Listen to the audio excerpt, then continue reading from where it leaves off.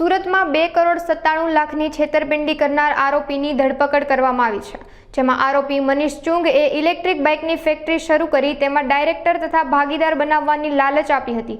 તેમજ પ્લાન્ટ શરૂ કર્યા બાદ ફરિયાદીના પુત્રને ફક્ત કાગળ પર ભાગીદાર બનાવ્યા બાદ પ્લાન્ટ બંધ કરીને ઠગાઈ આચરી હતી. તેમજ રોકાણ પર દર વર્ષે 8% વ્યાજ અને 20% ફરિયાદીના પુત્રને શેર હોલ્ડર બનાવવાની લાલચ આપી હોવાનું પણ સામે આવ્યું છે.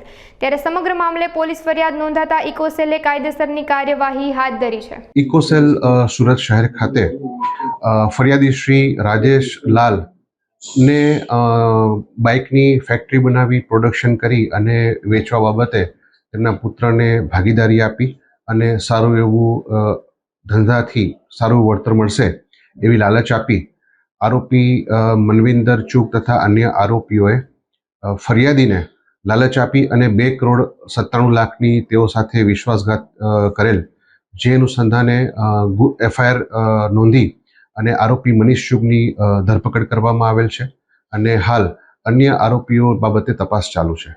આ ગુનામાં આરોપી અને તેના પિતા કંપનીમાં ડાયરેક્ટર હતા અને એ ડાયરેક્ટરના આધારે તેઓએ ફરિયાદીને લાલચ આપેલી કે તમે અમારી કંપનીનું જે બાઇક બનાવીએ છીએ એ બાઇક તમે અહીંયા સુરત શહેરમાં વેચો, અમારી સાથે ભાગીદાર બનો અને તમને એમાં સારો એવો નફો મળશે એવી લાલચ આપેલી.